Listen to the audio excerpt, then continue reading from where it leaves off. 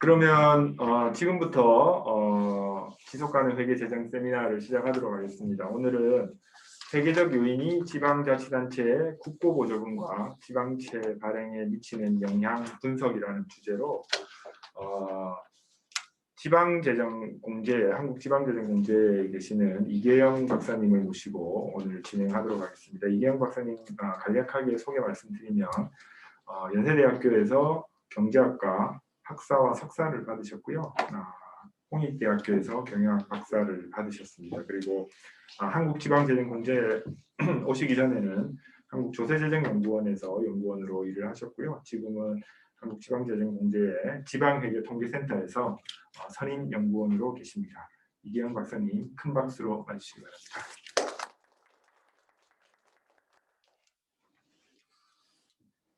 예, 그 세미나에 이제 발표 기회를 주셔서 감사드립니다. 소개를 먼저 드리면 저는 이제 그 홍익대에서 경영학 박사를 받았고요. 그게 최근에 이제 올해 2월에 이제 그 학위를 받았습니다. 그래서 학교 이제 그 다니면서는 이제 우리 저기 황석필 박사 도움을 좀 많이 받았고요. 그리고 중간에 이제 내용에도 좀 있지만 우리 또 김봉환 교수님의 그 도움도 많이 논문에서 많이 이제 참고로 많이 그 인용한 부분이 있습니다. 그래서 그렇게 그런 또 인연이 있고요. 저 그 먼저 이제 소개 말씀을 드리면 저는 지금은 이제 한국지방재정공제회 지방회계통계센터에서 근무하고 있습니다. 지방회계통계센터는 이제 주로 그 하는 업무가 주로 이제 행안부와 지방자치단체 관련한 업무들을 하고 있는데 가장 이제 주요 업무는 그 지방 회계 기준이나 이런 부분들 저희가 이제 제도 개선하거나 하는 부분들 맡고 있고, 그리고 뭐 지방자치단체 결산 지원, 그리고 뭐 그 예산이나 결산 통계 산출하는 부분 이런 거 저희가 지원하고 뭐 직접 산출도 하고 이런 부분들 사업으로 하고 있고요. 그리고 이제 회계 결산 담당 공무원들 대상으로 이제 교육하고 이런 것들도 저희 담당하고 있습니다. 그리고 또 이제 저희가 하는 업무 중에서 또 큰 비중이 사실 그 지방 회계 관련해서 어떤 그 학자분들, 교수님들이나 학자분들 모시고 저희가 네트워크를 구성해서 어떤 제도 개선이나 이런 그 연구를 좀 부탁드리고 그 내용을 가지고 정책에 좀 연계하려 해보려는 그런 이제 노력들을 또 이제 하고 있습니다. 그래서 저희 그 지방회계통계센터는 이제 2016년도에 이제 처음 생겼고요. 제가 이제 그 전에는 국가회계재정통계센터에 있다가 이제 16년도에 이제 그 이직을 하게 됐고요. 이제 그 잘 아시는 것처럼 이제 지방 쪽은 지방자치단체 쪽이 이제 발생주의 회계를 도입을 이제 한 게 국가보다 좀 빨랐습니다. 그래서 지방 같은 경우는 한 2007년 이제 도입을 했다고 하고, 그 전부터는 사실 그 거의 99년부터 시범 사업을 하기도 하고 했고요. 중앙정부는 이제 한 2010년 정도부터 시작했다고 볼 수 있는데, 지방이 보통은 이제 중앙정부에서 어떤 제도를 갖고 오거나 하면 지방이 따라가는 거였는데, 이제 발생주의 회계에 대해서는 지방이 이제 먼저 시작했습니다. 그래서 그 부분은 아마 이제 한 두 가지 정도 볼 수 있을 것 같은데, 이유가 이제 첫 번째는 아마도 이제 그 중앙정부가 발생주의 회계를 도입했을 때 그 중앙부처나 전반적으로 그 파장 요걸 생각했을 때 지방자치단체는 기본적으로 좀 규모가 작으니까 상대적으로 그 도입에 뭐 용이했다 이렇게 볼 수 있겠고, 또 하나는 이제 그 발생주의를 도입했을 때 과연 이제 그 정보들을 어떻게 활용할 것이냐 봤을 때 국가는 이제 그 결국에는 그 발생주의 회계를 통해서 나온 정보들을 가지고 활용한다고 했을 때 이제 가장 대표적인 게 이제 서로 유사 단체 간의 비교가 되거든요. 근데 국가의 경우에는 이제 각 국가별로 비교를 하다 보면 그런 이제 통계들이 국제기구 사이트에 이제 올라가 있긴 하지만 국가별로 실제로 어떤 기준으로 적용해서 나왔는지 서로 구체적으로 비교하기가 좀 어려운 부분이 있습니다. 근데 이제 지방자치단체는 유사 단체들이 같은 기준을 쓰고 있기 때문에 비교 대상이 많기 때문에 아마도 이제 유용할 것이다 이래가지고 이제 먼저 이제 시작이 됐고, 그래서 이제 도입이 돼서 지금 곧 이제 한 15년 가까이 되는데 그래서 이제 그 자치단체들은 스스로 지금은 이제 물론 이제 회계사들의 도움을 받는 단체들도 있지만 재무제표를 이제 생산해내고 있고요. 이호조라는 그 시스템을 이용해서 이제 산출을 해내고 있고, 그래서 이제 어느 정도 그 뭐 결산서에 들어가고 하는 여러 가지로 이제 정착은 된 상황입니다.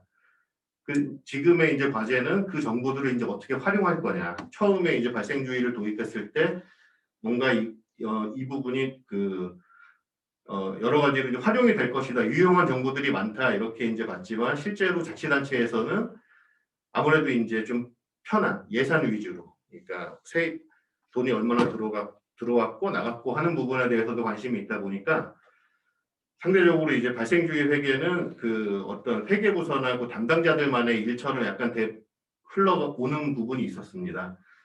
그 원인 중에 하나가 이제 아까 말씀하신 것처럼 그 데이터들이 좀 공개가 적극적으로 되고 했으면 학자들이나 이런 뭐 자치단체 간의 비교나 여러 가지로 더 연구가 되고 뭔가 홍보가 되고 했을 텐데 그런 데이터 제공이나 이런 부분에서 사실 지금 한계점을 많이 가지고 있고요. 그래서 그런 부분들이 지금 좀 그 문제가 되고 있습니다. 근데 이제 또 최근에는 그 코로나19 이후로 이제 자치단체에서 어떤 변화가 생겼냐면 보통은 이제 자치단체들이 예산부서 위주로 돌아가고 이런 그 재무결산 쪽은 그냥 그 이런 업무 하는 쪽으로 이제 구분이 돼 있었는데 올해는 이제 저희 쪽에 들어오는 그 요구 중에 하나가 이제 그 자치단체가 코로나19로 재정 수요가 많이 올라가서 재원을 좀 확보해야 되고 뭔가 세출 구조조정을 해야 되는 상황이 됐는데 기존에 하는 세출 구조조정식으로 그냥 그 주먹구구식이나 이런 거보다는 뭔가 정보를 기반으로 한 그런 거를 이제 요구를 하고 있는데 그 중에 이제 발생주의 정보도 이제 관심을 보이는 자치단체들이 나오기 시작했습니다. 그래서 저희가 이제 컨설팅 사업도 하기도 이제 하는데 그래서 그 정보들을 가지고 뭔가 세출 구조조정에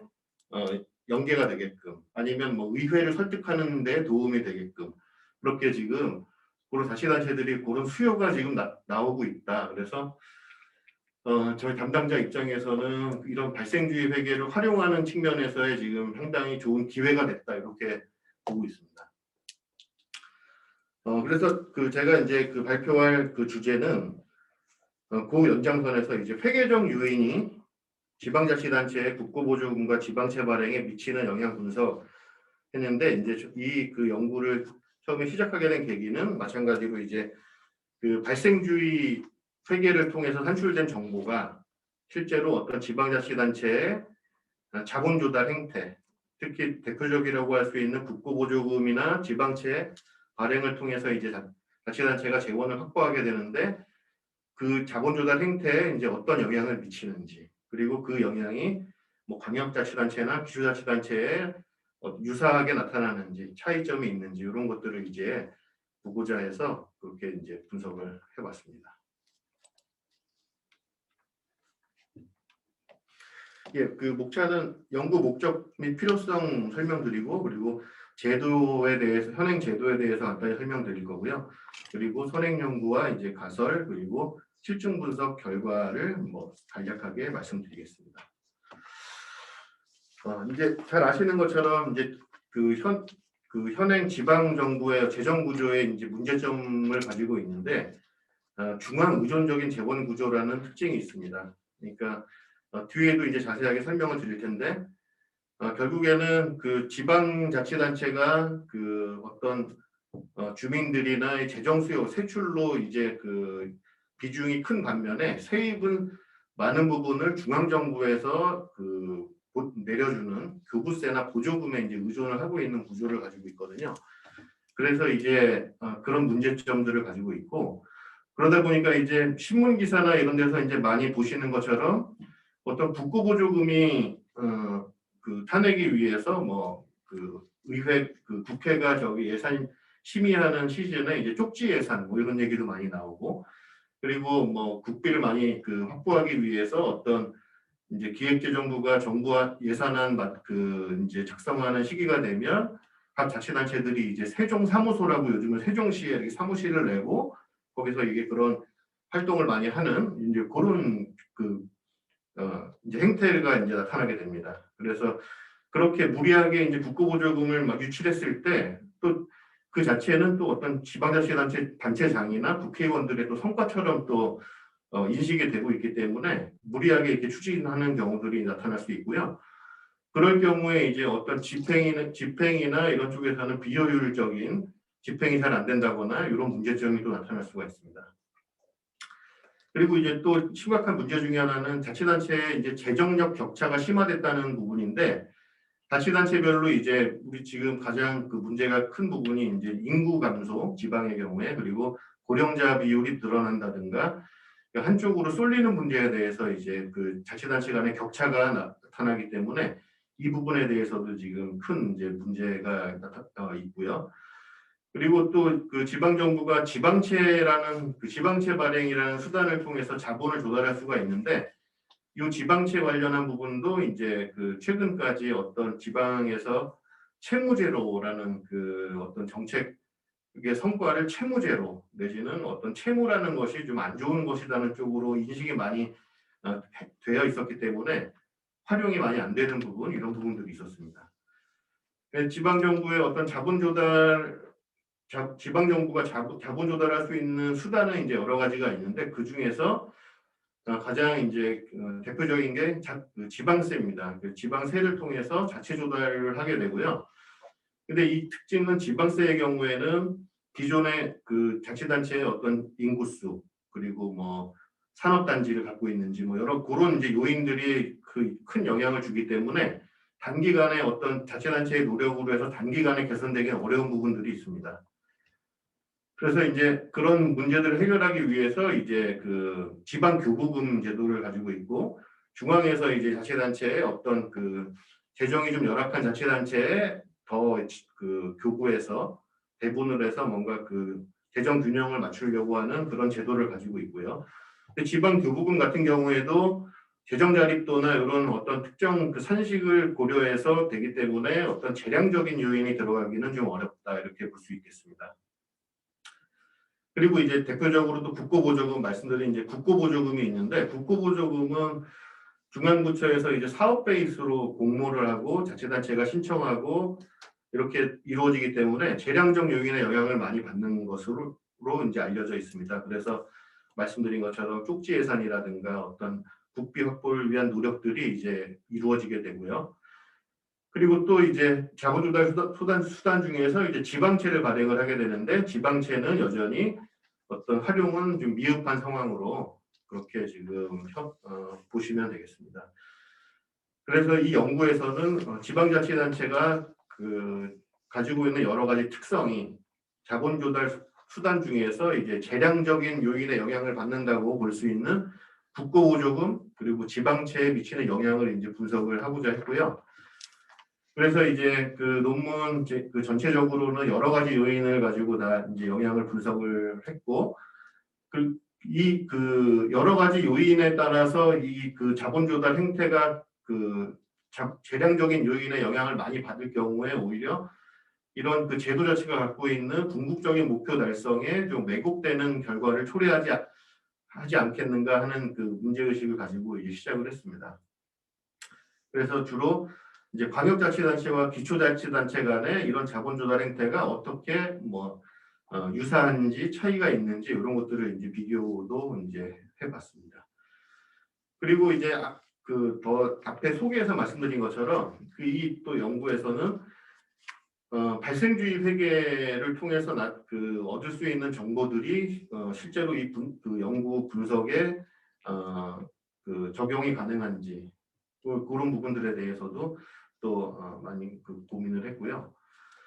그렇습니다. 그래서 이 그 연구의 큰 전제는 지방자치단체는 기본적으로 지역의 경제 발전이나 아니면 공공 서비스 제공을 통해서 그 주민 만족도를 제고해야 되는 여러 가지 그 다양한 정책 목표를 가지고 있는데, 이 정책 목표를 달성하기 위해서는 재정 지출을 증가시키려는 유인을 가지고 있습니다. 그래서 그 중에서도 이제 가능하면 국고보조금을 많이 확보한다든가 지방채 발행을 한다든가 하는 이런 부분들이 이제 좀 약간 재량적인 그 영향을 받는 그 재원 확보 수단이 되고요.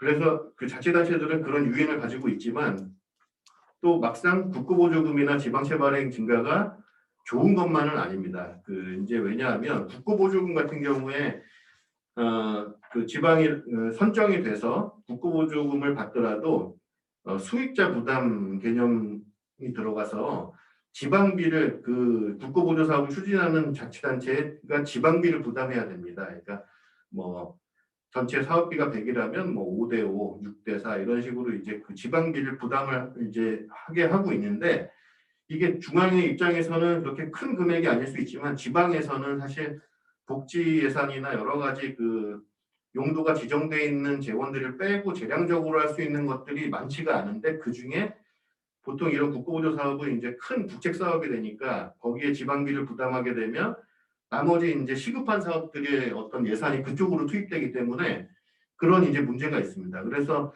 이런 문제가 있기 때문에 과연 그 국고보조금을 그렇게 그 확보가 계속 늘려나가는 것만이 좋은 것은 아니다 이렇게 볼 수 있고요. 지방채도 마찬가지로 이제 어떤 채무에 대한 그 부정적 인식 그리고 이제 미래 세대에 부담이 된다는 그런 인식들 때문에 계속 그 활발하게 이렇게 그 활용할 수가 없는 이런 이제 환경이 있습니다. 그래서 이제 이 연구는 오늘 이제 말씀드린 내용은 이제 회계적 요인, 그러니까 발생주의 회계에서 나타나는 그 정보들을 가지고 이제 그 영향을 분석을 했고 그 전체적인 논문은 크게 이제 세 가지 요인으로 분류를 해서 윤리적 요인이나 정치적 요인 같은 것들도 어떤 자본조달 행태에 어떤 영향이 있는가 이렇게 봤는데 오늘 이제 말씀드릴 내용은 회계적 요인에 대한 발생주의 회계에서 그 발생주의 회계가 가진 특징은 회계 처리의 어떤 그 자의적인 회계 처리의 그 특성을 가지고 있기 때문에 그 중에 이제 회계 보수주의나 회계 투명성 같은 그런 어떤 그 회계 처리의 성향에 따라서 이제 주민의 관심도를 추론을 했고요. 그래서 저희가 이제 제가 궁극적으로 이제 보고 싶은 것은 주민 관심도가 높은 자치단체일 경우에 국고보조금이나 지방채를 통한 자본 조달을 증가시키는가 하는 것을 이제 보려고 하였습니다. 그래서 연구 개념도를 보시면 제 이제 전체적인 논문은 크게 이제 세 가지 요인을 구분을 해서 이제 각각 했고 지금 오늘 이제 발표하는 내용은 그 중에서도 이제 발생주의 회계 쪽에서 나타난 자치단체 성향을 통해서 주민 관심도가 높을 때 자치단체가 자본 조달을 국고보조금이나 지방채를 통한 자본 조달을 늘리느냐 하는 부분들을 분석을 해봤습니다.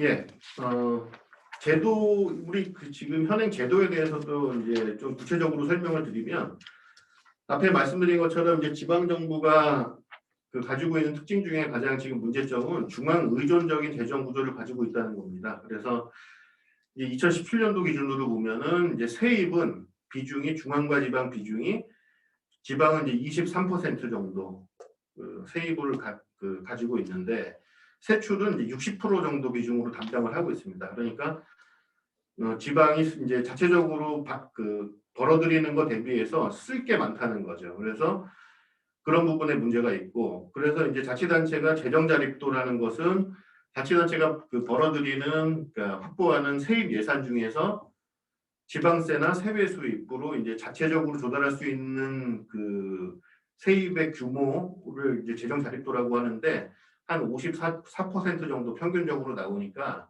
상당 부분 자체적으로 조달하는 게 아니라 중앙에서 이전을 받아서 이런 구조를 가지고 있다는 것이고요.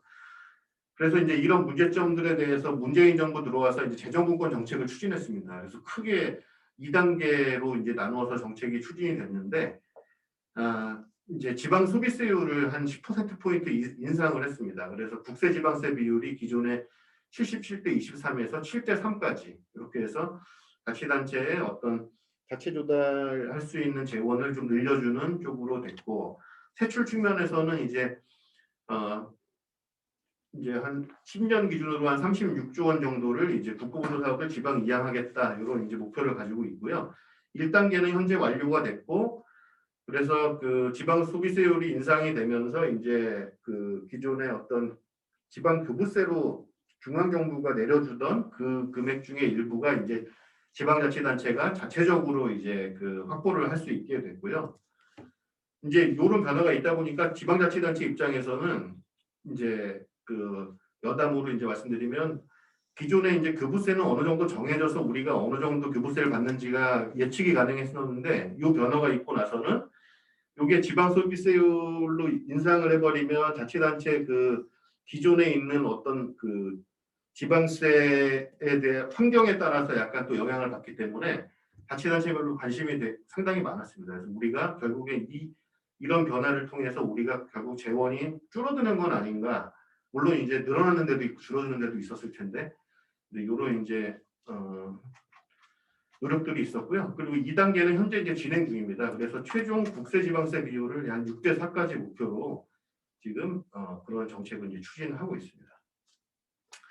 그런데 이제 이런 그 재정공권 정책 자체도 이제 문제는 제기가 되고 있는데 결국에 이제 지방세 어떤 세원 분포가 자치단체별로 다른데도 불구하고 이렇게 해버리면서 어떤 재정 불균형이 심화될 수도 있고 그리고 이제 이런 그 변화가 있더라도 지방 정부가 원하는 수준까지는 아니기 때문에 그래서 그런 거에 대한 이런 문제 제기들은 계속 가지고 있고요. 그래서 그 지방 정부가 지금 가지고 있는 그 재정 구조 중에 정부로부터 중앙 정부로부터 이제 이전된 수익 그 제도에 대해서 간단히 설명을 드리면 그 제도를 이제 총괄적으로는 지방 재정 조정 제도라고 합니다. 그래서 중앙정부가 걷어들인 재원의 일부를 이제 지방자치단체에 내려주는 제도를 가지고 있는데 수직적 재정 조정이라는 것은 이제 중앙이 지방 또는 이제 광역단체가 기초단체에 이렇게 그 내려주는 그래서 교부세, 보조금 이제 이런 것들이 이제 볼 수가 있고 수평적 재정 조정이라는 것은 자치단체 간에 이제 불균형 해소하기 위한 제도고요. 이제 쉽게 설명드리면 수도권, 뭐 서울, 경기, 인천에서 재원을 좀 이제 충당해서 그거를 이제 전국에다가 이제 그 배분하는 이런 지역 상생 발전 기금을 이제 운영하고 있습니다. 지방 교부세는 이제 정부가 그 중앙 정부가 이제 그 내국세의 19.24% 중에서 이제 지방자치단체의 어떤 기준별로 뭐 재정 자립도나 여러 가지를 감안해서 배부하는 이제 구조를 가지고 있고요. 가장 많은 부분이 보통교부세입니다. 그래서 이 보통교부세는 자치단체 간의 어떤 그 재정력 격차, 그 재정 자립도 이런 여러 가지들 고려해서 합리적인 기준에 따라서 배부가 되기 때문에 재량적인 요인이 들어가기는 어렵고요. 특별교부세는 전체 비중에서는 한 3% 정도 재원으로 돼 있다고 볼 수 있는데 어떤 지역 현안이나 재난복구 같은 데 이제 목적으로 쓰여지기 때문에 특별교부세 같은 경우에는 사실 재량적인 그 요인이 많이 들어가 있습니다. 그래서 이 지방자치단체의 그 재정 쪽의 연구의 많은 부분은 사실 특별교부세 관련한 부분, 특별교부세를 배부하는데 어떤 뭐 자치단체의 정치적인 특성이나 이런 것들이 그 영향을 미치는지 이런 연구들이 많이 되고 있습니다.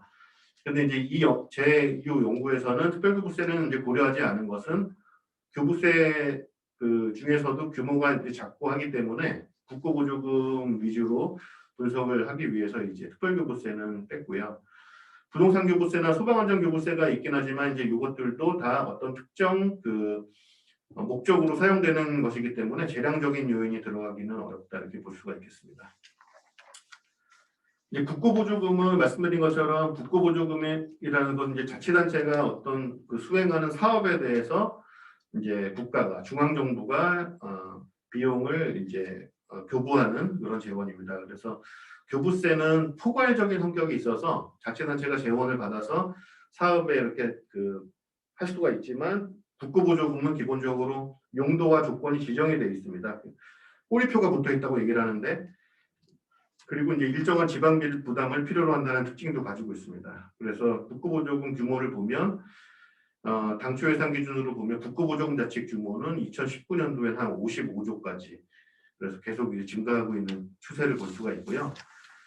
지방채라는 것은 자치단체가 자본 조달할 수 있는 것 중에 이제 그 스스로 자체적으로 판단해서 어떤 뭐 지방채 증권이나 차입금 형식으로 해서 외부로부터 재원을 끌어들이는 겁니다. 그런데 이제 지방채 증권 자체는 갚아야 될 돈이고 나중에 이제 채무이기 때문에 이제 행안부 입장에서는 그 관리 감독의 측면에서 이제 어떤 지방채 발행 한도액을 두고 있고 자치단체는 이제 그 한도액 내에서 의회 의결을 거쳐서 이제 자체적으로 이제 자율적으로 운영을 할 수 있도록 그러니까 최근에 어떤 이런 그 제약들을 많이 풀어주고 있긴 한데 그래도 좀 제한적으로 이용되고 있는 그런 특징들을 가지고 있습니다.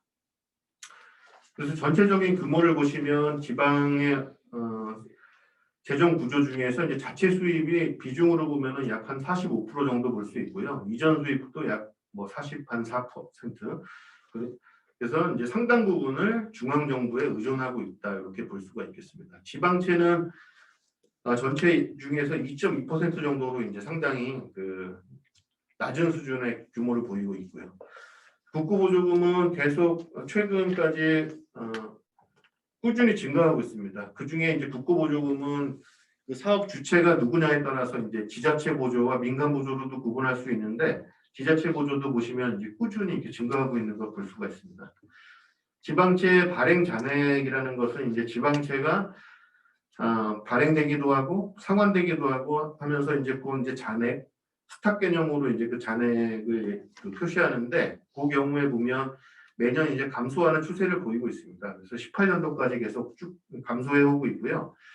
다만 이제 최근에 코로나19로 이제 자치단체에서는 지방채 발행하려는 이제 그런 그 노력들을 많이 하고 있어요. 그래서 가장 관건은 의회를 설득하는 과정인데 그 과정에서의 어떤 지금 좀 그 자치단체가 좀 힘들어하고 있는 기존의 어떤 인식에서 벗어나야 되기 때문에 그 부분에 대해서 지금 많이 그 고민을 하고 있는 상태고요. 그래서 이제 이 연구에서 전체적으로 그 발생주의 회계 정보들을 그 이용을 했습니다. 특히 국고보조금 같은 경우에 국고보조금 수익이라고 재무제표에서 확인할 수 있는 금액을 변수로 사용을 했는데 이제 기존의 어떤 당초 예산, 그러니까 그 자치단체의 그 예산, 당초 예산, 최종 예산 하는 부분들은 이제 보통은 예산 기준으로 많이 이용하는 이제 그 데이터가 되고요. 다만 이제 당초 예산이라는 것은 자치단체가 이제 회계년도 시작할 때, 그러니까 전년도에 의회가 의결해준 그 예산이고요. 최종 예산은 연중에 이제 추경이나 이런 것들이 많이 이루어진 다음에 거의 이제 그 결산에 가까웠을 때 최종적으로 이제 그 숫자를 맞춘 그 최종 예산이 되겠고, 그래서 당초 예산보다는 최종 예산이 더 훨씬 그 분석에 좀 적합하다 이렇게 볼 수 있는데 최종 예산도 보다도 이제 세입 결산액이 결산 기준으로 따졌을 때 좀 더 그 데이터가 좀 더 정확해지고 특히 발생주의 회계 기준의 어떤 국고보조금 수익으로 분석을 했을 때는 이제 중앙정부가 보조금이나 보조금을 이제 그 교부하기로 되어 있다가 만약에 미지급했다 그러면 이거는 이제 예산 결산 쪽에서는 기존의 이제 예산회계 쪽에서는 잡아내기가 어렵지만 이제 발생주의 회계 쪽에서는 그런 미지급액까지 포함된 전체 규모를 볼 수 있기 때문에 분석에 가장 적합하다 이렇게 판단을 했습니다.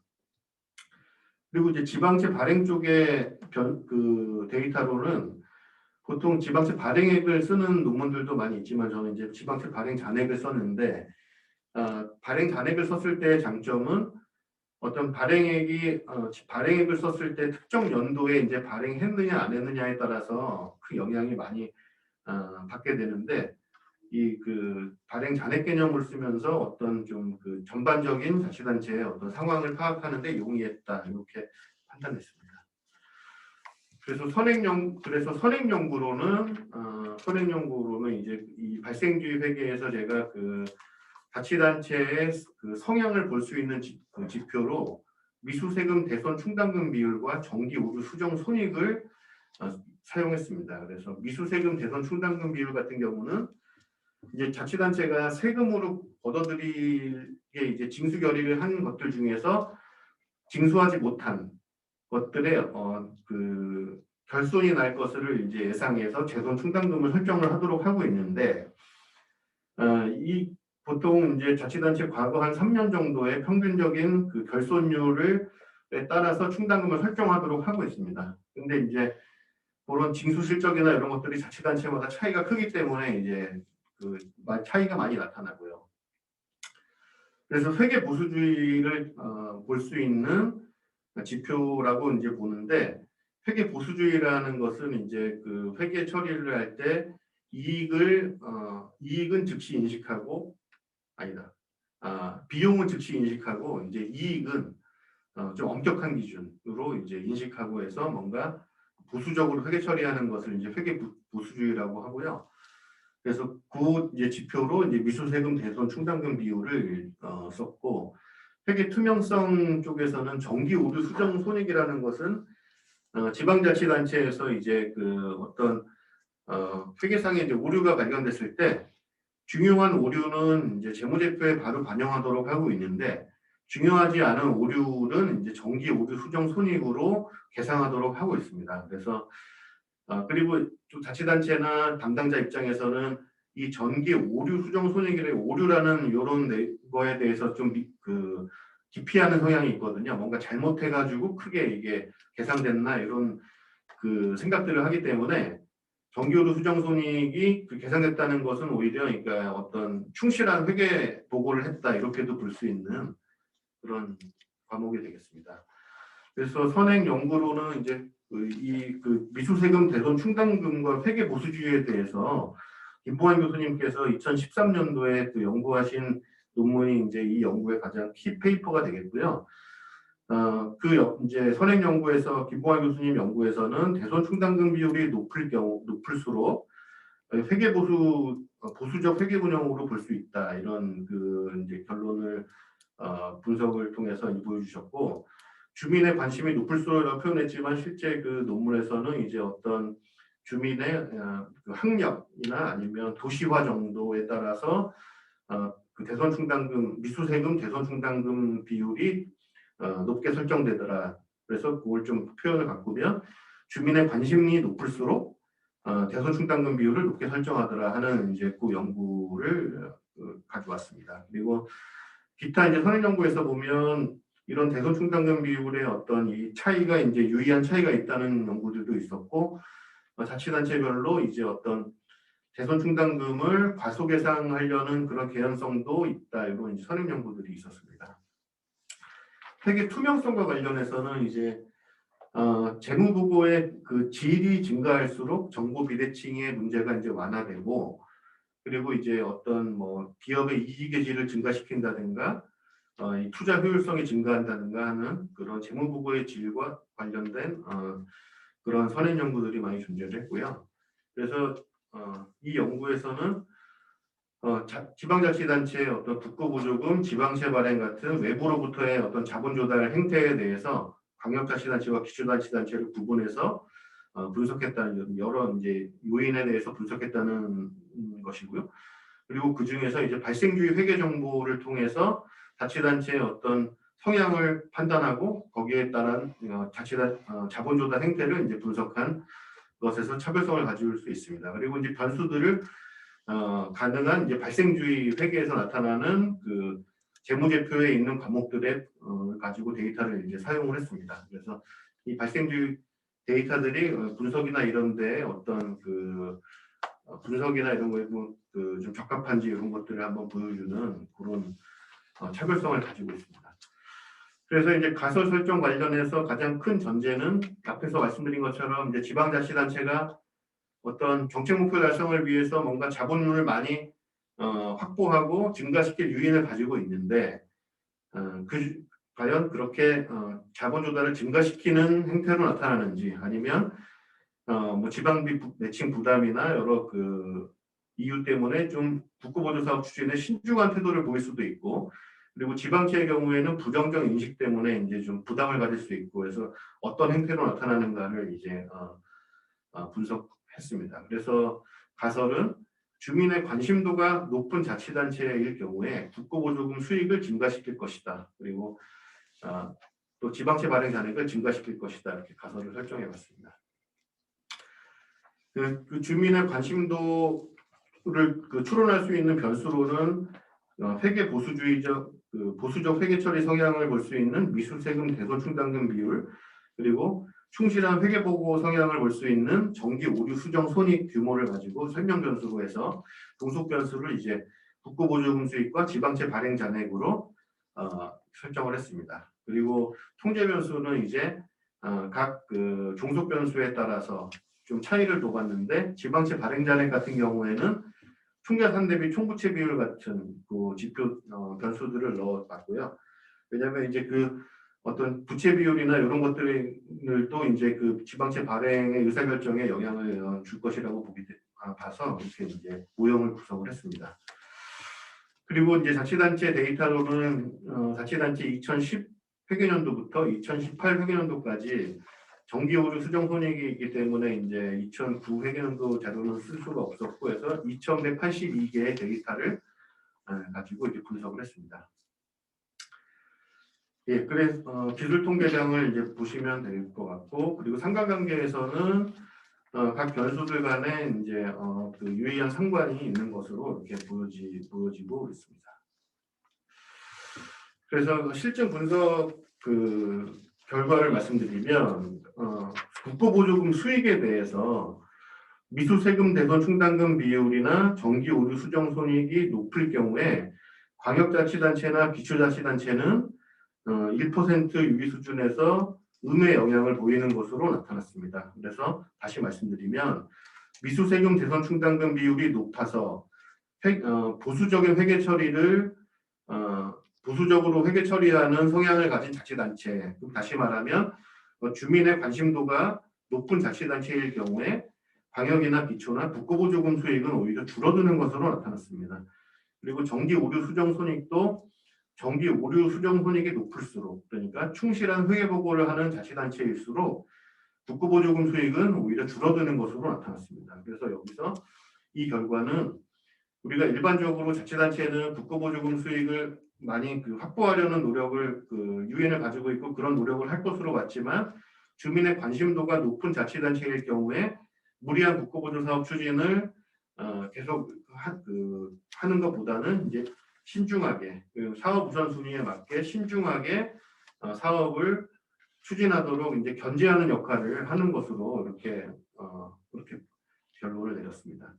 그래서 또 이제 광역과 기초자치단체가 동일한 영향을 보이는 부분이 있었고, 또 이 회계적 요인 말고 나머지 어떤 윤리적 요인이나 정치적 요인으로 했을 때는 광역 기초가 서로 막 다른 결과들이 나오고 했는데, 이 부분에 대해서는 같은 결과를 보였고요. 그래서 주민의 어떤 관심도는 자치단체가 높은 관심은 이제 합리적인 정책 결정, 자본 조달 의사 결정을 할 수 있도록 유도한다는 그런 이제 시사점까지 얻게 됐습니다.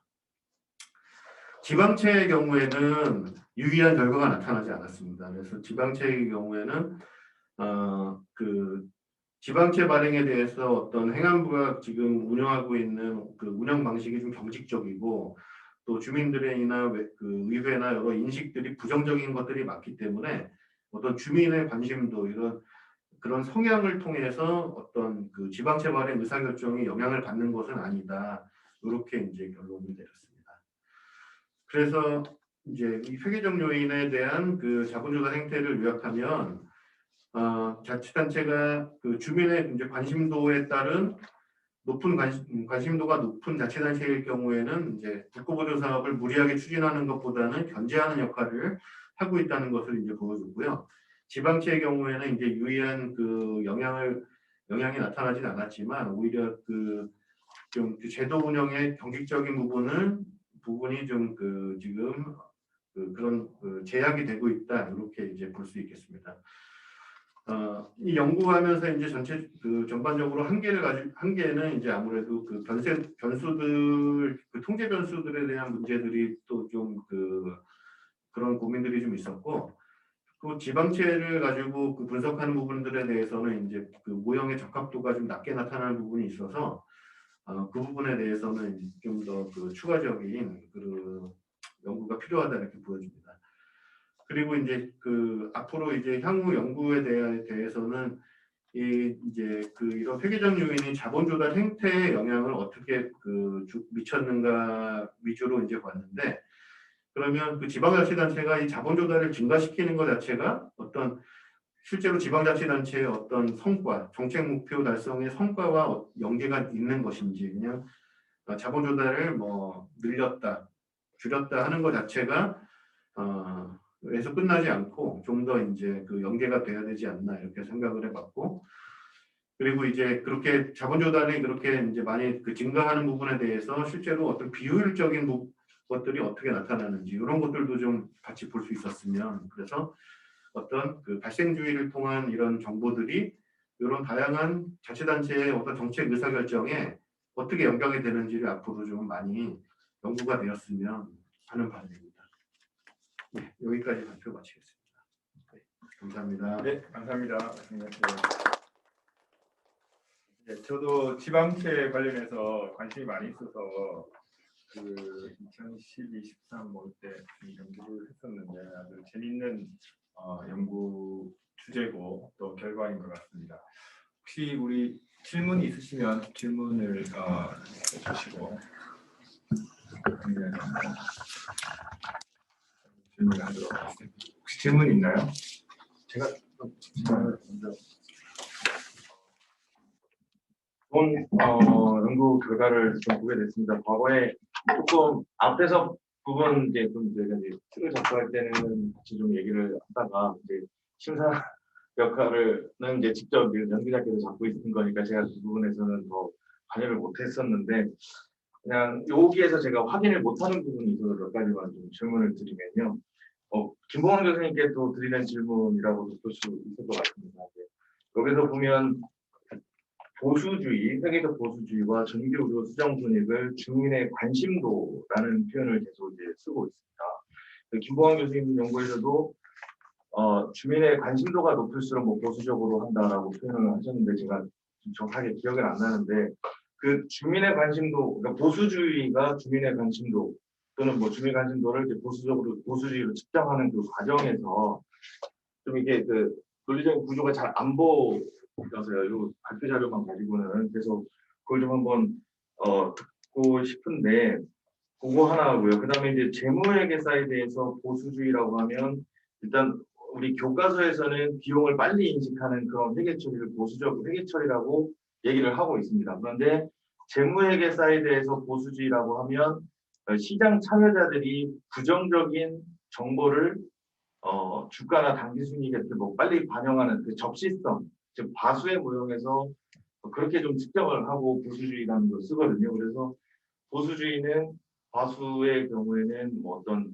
부정적인 것을 정보에 담아낼 때 얼마나 불확실한 정보까지 다 이렇게 고려하는가라는 것으로 이제 개념적인 정의를 내려서 이렇게 측정을 하고 있는데, 재무회계 사이드에서 그런 어떤 보수주의를 가져올 때 이 개념하고 그 회계 처리하는 개념, 그 보수주의가 그 비용을 빨리 인식하는 것으로 하는 부분을 이렇게 정의를 이렇게 좀 섞이게 되면 꼭 그 마지막 그 가설 추론에서 좀 헷갈리기 시작을 하더라고요. 그래서 나중에 혹시 이제 저널에 퍼블리시를 하신다고 가정을 하면 아마 실직 연구, 재무회계 실직 연구에서 사용하는 보수주의 측정치를 정확하게 좀 한번 이해를 하신 다음에 그 다음에 그런 보수주의의 정의는 이렇게 되고, 그래서 우리가 그거를 주민의 관심 정도로 이렇게 측정할 수 있다. 이런 좀 논리가 좀 필요할 거라고 저는 좀 생각을 합니다. 그래서 혹시 가설을 설정하실 때 보수주의를 어떻게 정의를 내려서 또는 주민의 관심을 어떻게 정의를 내려서 그렇게 측정을 하셨는지 좀 한번 설명을 좀 듣고 싶습니다. 네. 저도 사실 무슨 질문하는지 잘 모르겠는데 이것은 바로 예. 김봉환 교수님 계셔서 오히려 저는 그 질문에 큰 부담은 없고요. 그런데 이제 이렇습니까? 결국에는 말씀드린 것처럼 이제 그런 회계 보수주의를 지방자치단체 이런 정부 부문에서 얘기를 하기가 쉽지 않은 부분이 있습니다. 그러니까 기본적으로 자치단체가 영리를 목적으로 한다거나 어떤 그런 것이 아니기 때문에 그런 재무회계 관점에서 얘기하는 부분에 대해서 명확하게 딱 떨어지는 그렇게 적용하기는 쉽지 않은 것으로 보여지는데 제가 이야기로는 이제 그 회계 보수주의 개념에서 아무래도 이제 비용을 좀 더 이제 그 충분히 인식을 하고 그리고 이제 수익 쪽에서는 이제 좀 엄격하게 이제 인식하는 쪽에서 그런 보수주의 성향을 가지고 있다면 자치단체 입장에서는 비용이 더 커지기 때문에 재정 운영 결과란 이제 보통은 이제 수익 빼기 비용인데 자치단체는 비용 빼기 수익으로 가긴 하지만 하여튼 그러니까 수익이 많으냐 비용이 많으냐의 관점에서 봤을 때 보수적 회계 처리라는 얘기는 비용을 과다 계상하는 그래서 그러니까 벌어들인 것보다 많이 쓴 것으로 재정 운영 결과가 나타나는 것에 대한 자치단체가 부담을 가지고 있는 부분들이 있거든요. 그러니까 왜 이렇게 우리가 그 자치단체가 비용이 벌은 것보다 더 많이 썼는지에 대한 그런 이제 재정 운영 결과에 대한 부담을 갖고 있는데 이런 그 보수적 그 회계 처리 성향을 했다는 것은 이제 그런 거에 대한 부담보다도 어떤 회계 보고의 어떤 뭐 충실성, 투명성 같은 느낌으로 이제 좀 그런 것들의 어떤 자치단체가 그런 성향을 가졌다 이렇게 볼 수 있는 것 같은데 이제 그런 동력이 이제 어떤 주민의 관심도 주민들이 이제 사실 자치단체에 대한 어떤 재정 운영이나 이런 거에 대한 이제 관심이 많을수록 자치단체는 이제 그 보수주의적 회계 처리를 기피하는 성향이 있을 것 같지만 이제 관심이 많을수록 이제 좀 그 보수적 회계 처리를 통해서 뭔가 충실한 회계 보고를 하고 있는 것이 아닌가. 그래서 정기후루 수정 이익이랑 약간 유사한 그런 구조로 이제 이렇게 봤고요.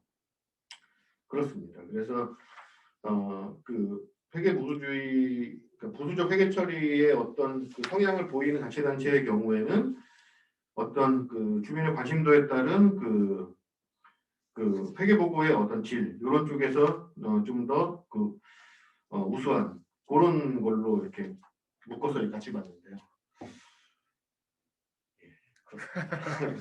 죄송합니다. 제가 질문을 좀 정리를 잘 못해가지고 아닙니다. 이제 끝나고 다시 좀 말씀을 드리겠습니다. 예.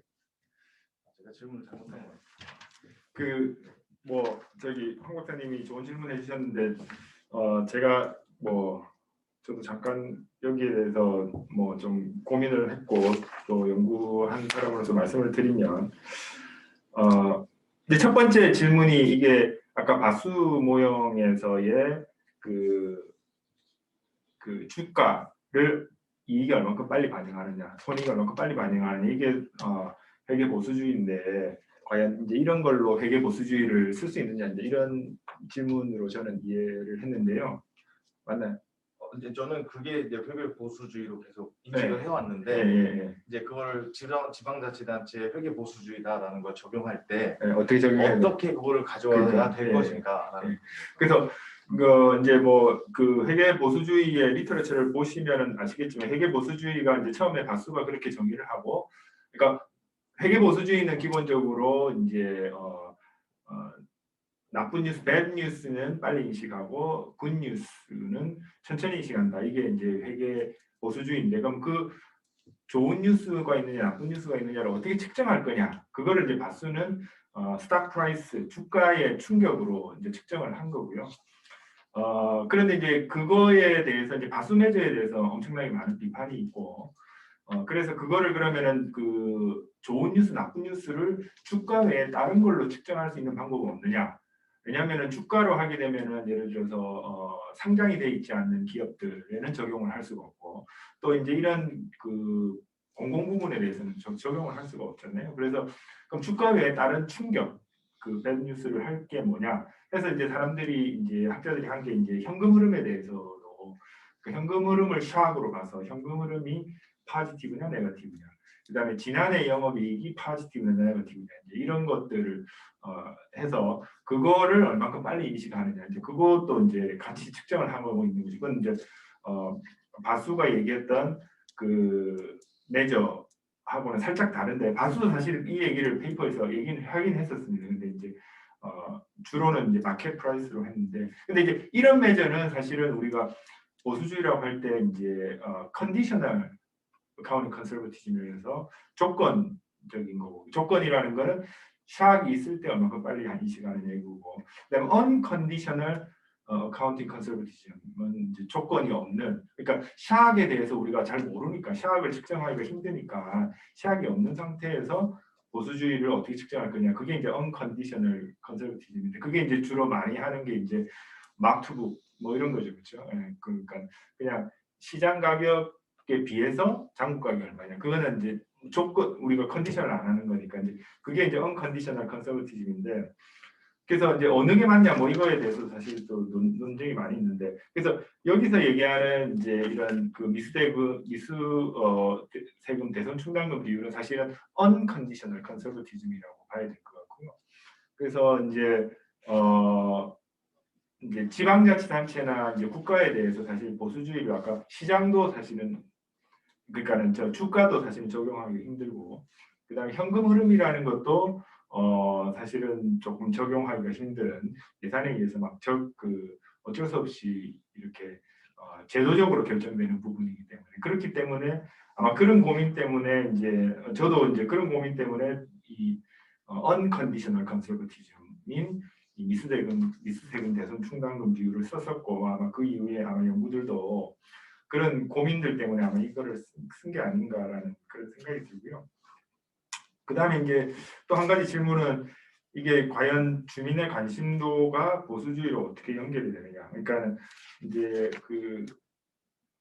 제가 꼭 했던 논문에서는, 그러니까 주민의 관심도가 높으면 보수주의가 높을 거다라는 건데, 이제 그럼 보수주의가 이게 컨servatism이 어디서 오느냐, 그거를 이제 또 생각을, 아까 이제 처음에 말씀드린 것들은 어떻게 측정할 거냐는 문제고, 두 번째는 어떻게 오느냐에 대한 문제인데, 그거는 그러니까는 디맨드 사이드가 있고 서플라이 사이드가 있는 것 같아요. 그러니까는 기업이 있으면 이 기업에 대해서 보수주의를 요구하는 어떤 시장의 요구, 지자체 같으면 지자체의 보수주의를 요구하는 그 주민들의 요구, 그게 이제 디맨드 사이드인 거죠. 그렇죠. 그다음에 서플라이 사이드는 이제 지자체에서 뭔가 필요를 위해서 자발적으로 공급하는 그런 거를 이제 서플라이 사이드라고 할 수 있을 것 같은데, 우리가 보는 거는 그러니까는 어떤 지자체, A라는 지자체와 B라는 지자체가 있을 때 A라는 지자체의 보수주의의 어떤 그 레벨이라는 거는 균형 상태, 시장에서 그 서플라이와 디맨드가 만나는 균형 상태를 보고 있기 때문에, 그 균형 상태, 그러니까 A라는 지자체가 보수주의가 높다라고 했을 때, 그거는 우리가 보고 있는 건 균형 상태니까 뭐 왜 높냐?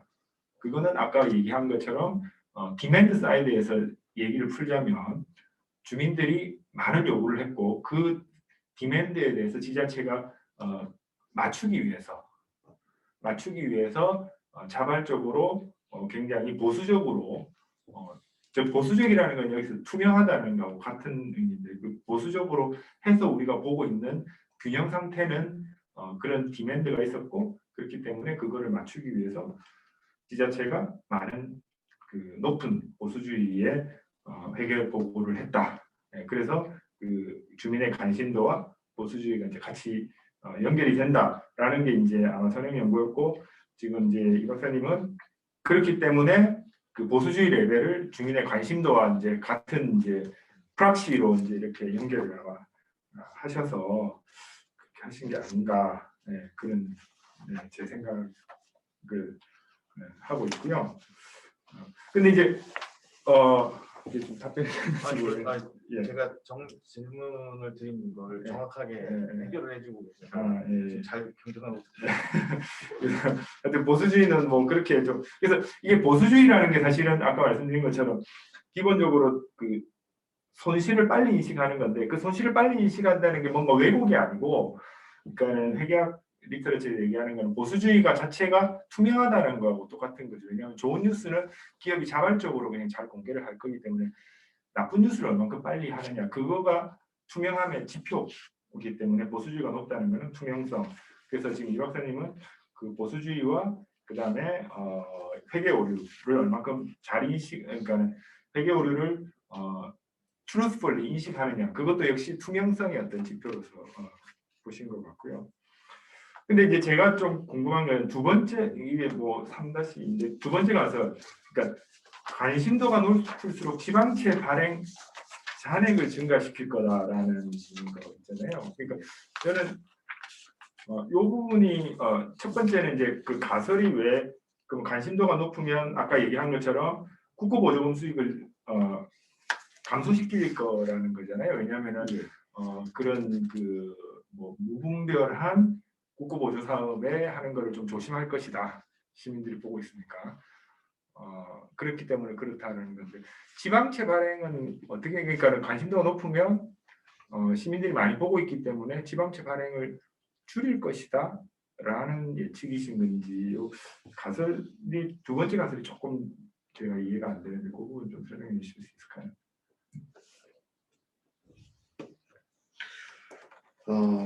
그 지방채 부분에 대해서는 그 마찬가지로 이제 그 기본적으로 그 자치단체에서는 그 재원을 어떤 정책 목표 달성을 위한 재원을 최대한 확보하려고 하는 유인을 가지고 있다. 이렇게 봤고요. 그리고 그 중에서 이제 수단 중에서 지방채 발행도 증가시킬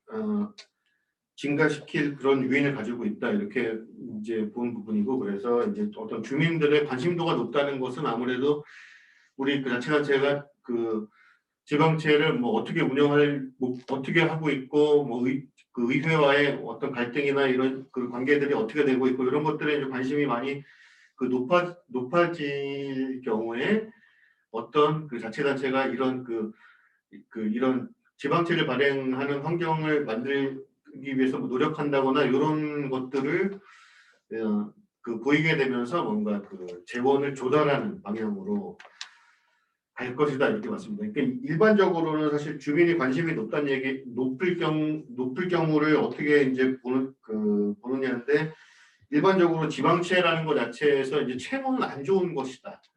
뭐 부정적인 인식을 많이 갖고 있기 때문에 이제 그렇게 다르게 이제 보일 수도 있는데 그것은 그냥 일반적인 그냥 인식인 것 같고 실제로 그 부분이 사실 지금 지방채가 잘 활용이 안 되는 그런 것이라고 보고요. 그래서 전체적으로는 그 지방채 발행도 어떤 재원 조달의 중요한 수단으로서 주민의 관심이 높을 경우에 이제 그 증가시킬 요인이 있을 것이다 이렇게 봤습니다. 그러니까 결국 주민 관심도가 높으면 이제 자체 재원 확보 노력이 클 것이다. 뭐 이런 의미로 예, 그렇습니다. 자율적인 그런 재원 확보 노력이 클 것이다. 그런 의미입니다. 그다음에 또 한 가지는 이제 이게 그 지금 잔액으로 하셨잖아요. 예. 그 저도 이 지방채 관련해서 연구를 좀 해봤는데 그 이제 제가 봤던 거는 예를 들어서 뭐 지자체의 그 보수주의나 회계 투명도가 높으면 이 지방채 발행 가격 즉 이자율이 되겠죠. 이자율에 어떤 영향을 미치느냐 뭐 이런 거였는데 근데 이거를 그 잔액으로 하면 사실 잔액은 변화량이 그렇게 크지가 않잖아요. 예. 그래서 아까 이제 앞에서 이 해마다 조금씩 이 발행량이 다르기 때문에 잔액으로 해야 된다 이제 그 연구를 사이트를 해주셨는데 이거를 연간 발행량으로 한번 좀 어떻게 한번 분석을 해보셨나요? 그거 예, 그렇습니다. 그래서 그 지방채 발행 잔액이 말씀하신 것처럼 이제 이제 지방채 관련한 논문이 크게 발행 잔액을 쓰기도 하고 발행액을 쓰기도 하는데 가장 일단은 사실 쉬운 데이터는 발행 잔액이 되고요.